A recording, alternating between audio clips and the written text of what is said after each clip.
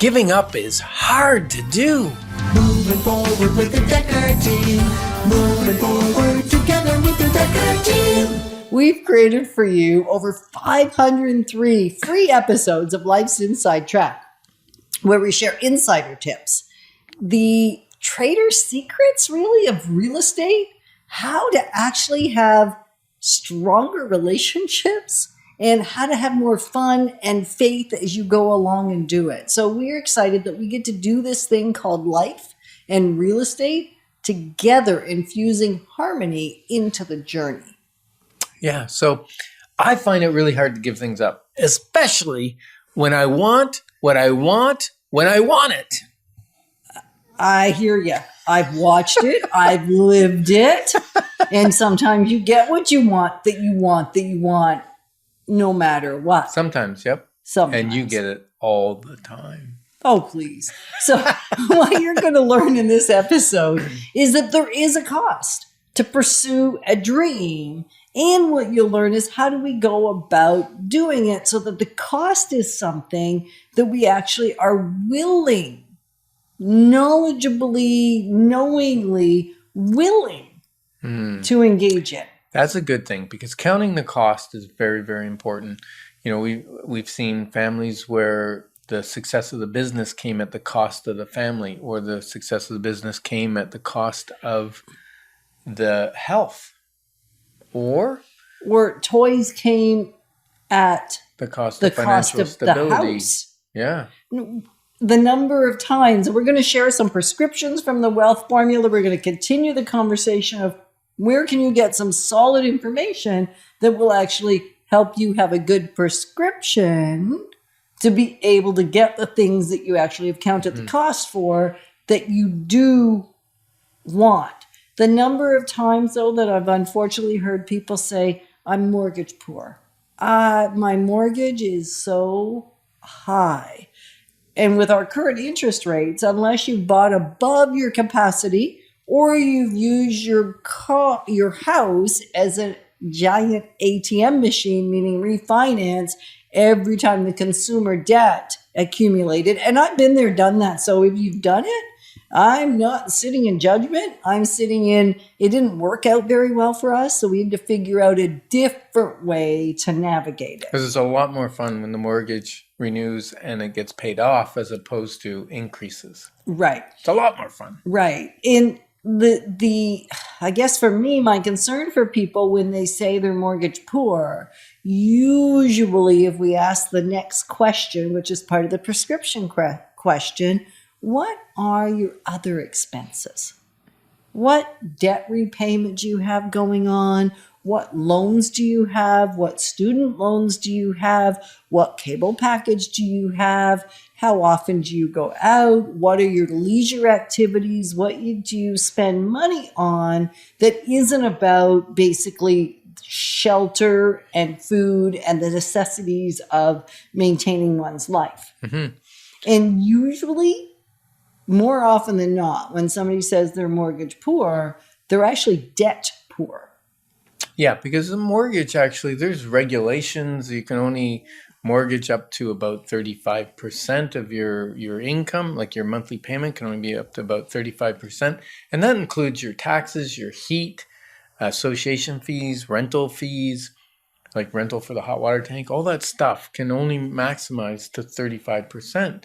Unless you went to second lending or, high interest stuff. Unless you got really creative. That's different. Because you want what you want when you want it. Yeah. So the Wealth Formula book is really designed to emotionally attach, help people emotionally attach to the issues that the couple's having.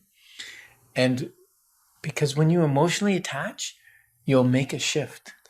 Right. If no it's just emotion, knowledge won't cause you to shift what you do. No shift. And proof in that is, who doesn't already know what good spending habits are or good eating habits are? I think there's enough information with Google and YouTube and all the access to information. Even Life's Inside Track alone would give you access to knowing what you need to do to have a healthy life and a happy life and a happy husband and even a happy wife, right? Like there's so much information out there. So I don't suffer from lack of knowledge.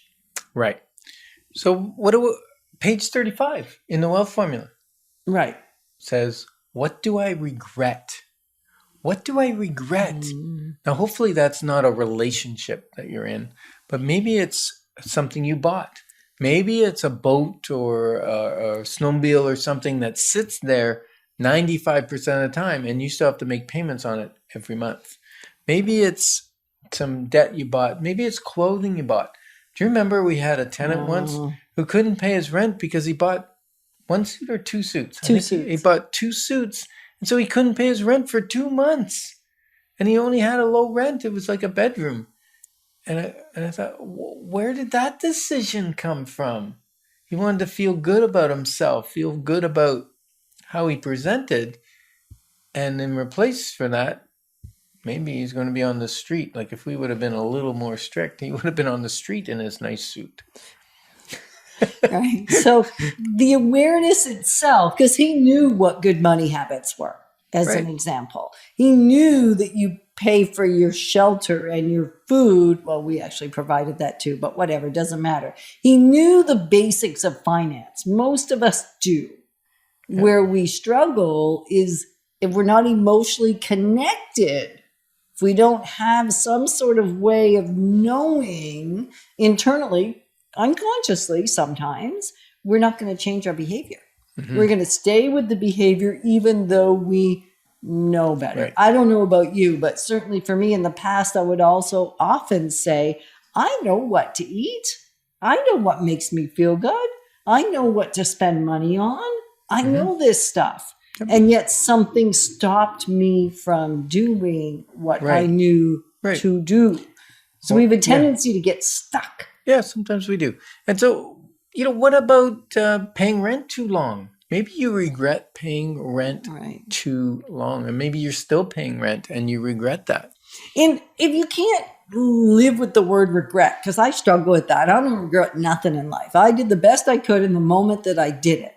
But what I might ask you instead of the word regret is, what would you do differently now that you know what you know if you got to do it over again? Yeah, what would you change? What would you shift? Because really what I want to look for is that when I say regret, and because regret brings an emotion, and emotion will cause you to change. And that's why I use that word, even though, yes, we shouldn't regret the past because we can't change the past, but we can change how we behave in the future.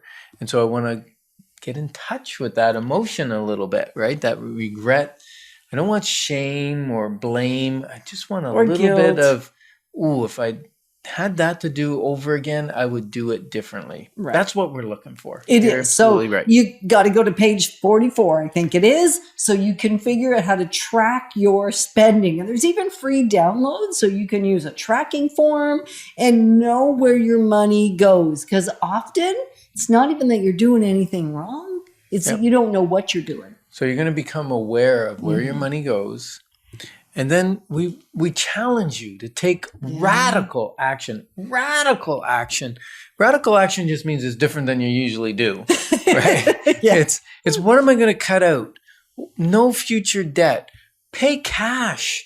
Pay cash after you pay your expenses. And when you're calculating your expenses, remember the annual expenses that sneak up on you, like maybe your insurance costs or something like that, or your license renewal, things like that.